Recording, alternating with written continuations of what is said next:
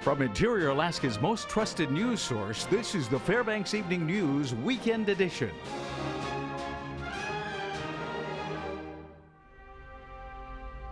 Good evening and welcome to the Saturday edition of the Fbx Evening News.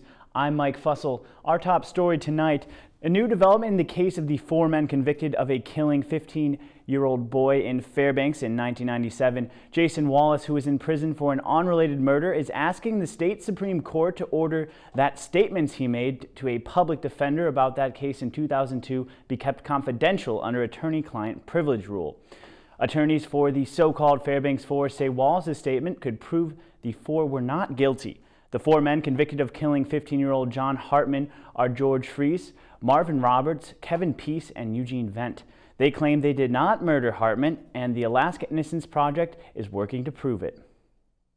And at a meeting in Wasilla earlier this week, veterans showed up for a listening session with Veteran Affairs National Secretary Robert McDonald. The secretary directed many of the veterans to speak directly with his staff about their concerns. Some of the veterans expressed anger over the time it takes to get an appointment and the quality of care.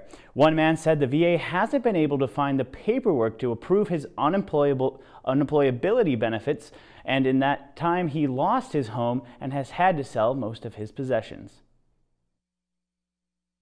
So we want you to use VA more, but we need to work with Congress to get Congress to give us more money in order to be able to provide that care. I'm disgusted that not only the VA but the community will allow me to live in freaking poverty. And I have actually gone to the point, sir, of having to eat dog food donated by the SPCA for my service animal.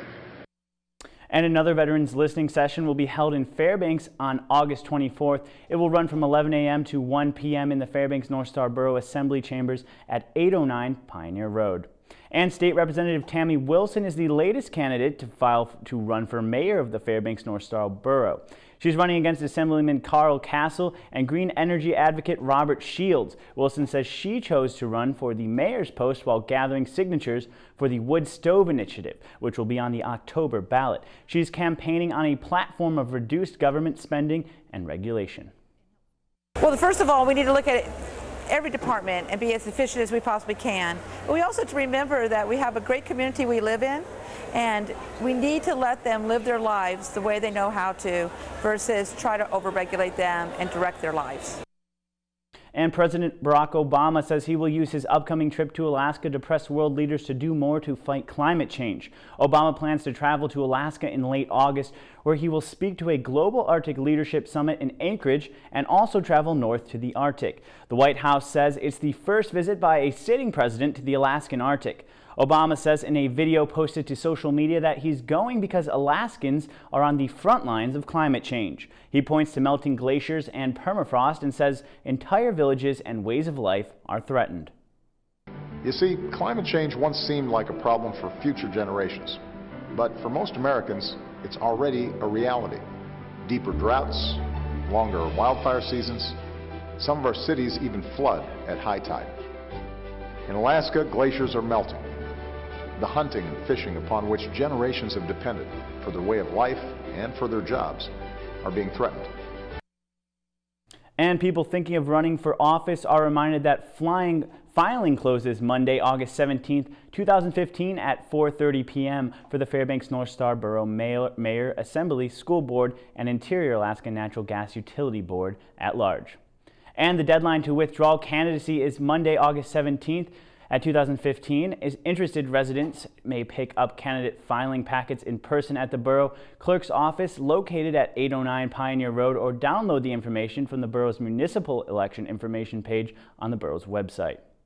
And Fort Wainwright is scheduled to receive its first shipment of Apache helicopters for the use of the U.S. Army of Alaska. Air Force personnel are expected to land at Ladd Army Airfield as soon as Tuesday. On board the plane, they are arriving in 2 Apache helicopters from Germany. This is the first shipment out of many for a total of 24 Apaches arriving to post.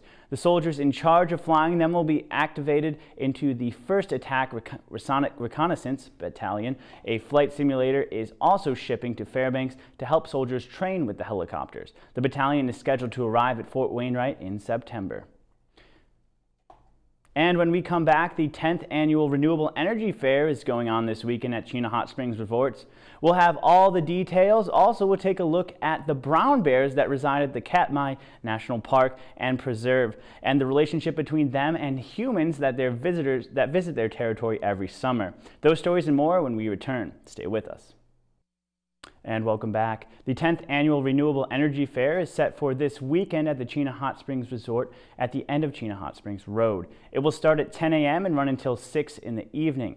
During the day, there will be seminars and workshops, tours, and lunch. This year's keynote speaker will be Stefan Larsson Matstronau from Sweden, who invented the genius Stirling engine and its components.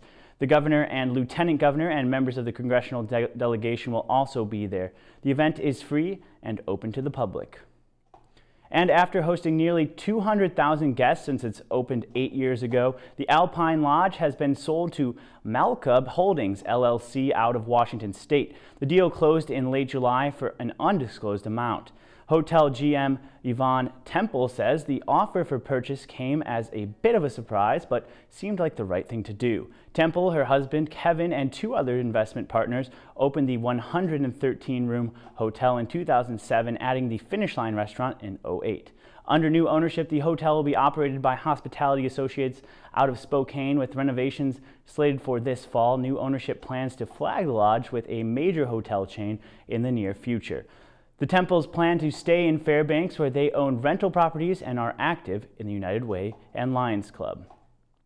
And not long ago, we introduced you to the brown bears that spend the month of July at Brooks Falls and Katmai National Park and Preserve. Today, Jamie Schwartzwald takes a closer look at the relationship between the bears and the humans that occupy their territory each summer. Katmai National Park and Preserve, located on the Alaska Peninsula, roughly 500 miles southwest of Fairbanks, is home to about 2,000 Alaska brown bears. As many as 25 of these bears have been seen fishing at one time at Brooks Falls within the park. Nearby Brooks Camp, accessible exclusively by float plane, was originally staked as a fish camp. Most of the bears at that time were run off and few fished the falls. With the passage of ANILCA in 1980, the park and preserve boundaries were formed and the bears of Brooks Falls became a protected population. That population has flourished, quadrupling in numbers thanks in part to a healthy diet of sockeye and coho salmon. An adult male may consume 10 to 12 salmon per day at a rate of 4,300 calories per fish. For the bears, this is a survival experience. I mean, they're here, they're trying to get food for the winter time. Due to the excellent fishing, the bears are willing to put up with one another through an established hierarchy where fishing holes are earned. With the increased population of bears came an influx of people hoping to experience the coastal giants that inhabit the area. They come from all parts of the United States and the world. Well, we were coming to Alaska for a trip. And on my bucket list, it's just I wanted to go somewhere to see lots of bears. Been to Yellowstone and a few other places looking for bears, and this is the absolutely bee's knees of bear discovery. Bears are seen throughout the entire camp, and all visitors must pass through Bear School before heading out to one of 3 viewing platforms. Visitors may find themselves in a bear jam at the bridge or even face-to-face with one of the Bruins on the trail. The species are able to coexist through a set of guidelines established and enforced by MPS rangers. What we try to do with the bears, since there's so much freedom, is predictable patterns of human behavior. You know, if we're acting away predictably for the bears, therefore it's not going to be hopefully as stressful for the bears. We have these situations, a bear comes out of the woods right next to you. We're trying to project a sense of calmness as people. If we remain calm, I see the bear is able to go about its business. Well, it was pretty incredible to be that close and that safe. I have a tendency to get closer than I should when I'm in the wild just on my own. But to be able to be right there and just see so many bears and see their interactions. Here at Brooks Falls, the large males get the prime fishing spots right at the base of the cascade. Less dominant males and females generally fish downstream a bit. Now, sows with cubs are very rarely seen fishing at the base of the falls. However, during this trip, one sow with 4 cubs made 3 appearances to fish at the base of the falls, and she fished very well. Each adult bear is given a number. She is number 402. If all of her cubs survive, they too will be given numbers if they return to Brooks as adults. And while one park volunteer called her a notoriously bad mother, she was the highlight of the trip for many. So I found that just intoxicating. I was able to view her several days and actually captured the 4 feeding off the mum. She stayed in one little area and the little cubs were right there next to us.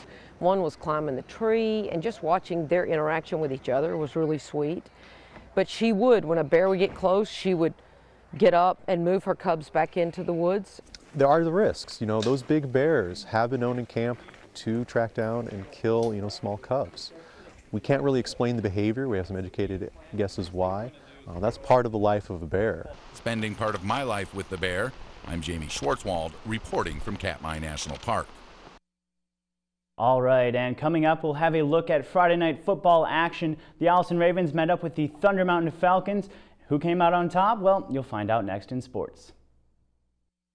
And welcome back, Interior Alaska. We're here with your latest local action. This was a very exciting weekend for high school sports. Football season is now underway. The Monroe Catholic Rams took on the Seward Seahawks this afternoon at the Big Dipper. The Rams got on the scoreboard several times early in the game. A 45-yard QB keep touchdown put them at 13-0 early on. Seward would score soon after in the second quarter and make the conversion, cutting the deficit just to 5. The first half primarily featured rushing plays, making for a gritty battle, but after the break, both teams began to air out the ball. Defenses recovered a number of fumbles, stealing possessions back and forth during critical goal line stands. The Rams continued to spread out the points, bringing the final score to 20-8. Monroe Catholic will play again next Saturday in Homer. And Alaska was the first of any state to start regular season football, and our cameras were there yesterday to capture the first evening of official action under the Friday night lights. The Allison Ravens went into Friday night the defending small school state champions. The squad matched up against the Thunder Mountain Falcons, and the Ravens found the end zone early. After a defensive drive that forced the Falcons to go 3 and out during their first possession, Allison junior quarterback Antonio Griffith threw a 61-yard touchdown pass on his first snap of the night. Oh yeah, that was good. It gave us a lot of energy, a lot of momentum, going in the game. So it really helped us throughout the game, because we always had that head up from the start. So yeah, it was pretty big. A mix of other scores drew points on the board, including one from an onside kick recovery that would set up the Ravens for another touchdown, putting the team up 27-0 at the half. After the break, Eielson continued to showcase dominance on both sides of the ball. It was great. We had good energy. Everyone was swarming to the ball. Couldn't ask for anything better. Film room all week, studying, know what play they do out of every formation. Just be ready. They would rack up a final score of 43-0 and take home the victory. We just give 100% effort, and no matter how small we are, we come out with 100% effort, and it doesn't matter how big they are. You take that momentum and you look at the good things we did, and then we try and just keep doing those. And these guys are great at doing that. And again, they do everything we ask them to do, in the classroom, on the field, at practice, and I think the pressure's on. Back in Fairbanks, the West Valley Wolfpack took on the West Anchorage Eagles for their season opener. Eagles quarterback Sean Duffy ended up leading his team to a 45-15 win over West Valley. And around the state, North Pole played Ketchikan and walked away with a 54-8 win. And football players aren't the only high school athletes lacing up their shoes for the fall season. Cross-country runners hit the trails for an early scheduled tune-up this morning. The West Valley Invite kicked off from UAF at the West Ridge, spanning a total of around 3 miles. Racers from Lathrop, North Pole, Eielson, West Valley, and Monroe Catholic competed as unattached racers without recorded times. But it will all count next weekend when those same schools gear up to cross the finish line first at an all-schools varsity meet on Friday at Chino Lakes in North Pole. And in motorsports, that is, a car crash is something to be avoided at all costs. But earlier today, it was just part of the excitement. Take a look at this. The 11th annual Demolition Derby at the Mitchell Raceway had several classes of cars and trucks colliding this morning. The goal was simple: remain the last competitor standing out of a field of around 10. The incentive for this survival of the fittest battle royale was a $10,000 purse. Kids who came to watch were also treated to a giveaway of 50 bikes. Fred Sayer came out on top in this year's Derby in the truck division. His vehicle was somewhat mangled by the end, but he'll be walking away with the biggest cut of the check. And that about brings us to the buzzer for sports tonight. We'll be back here with your full weather forecast coming up next. Thanks for checking in, and we'll see you next weekend.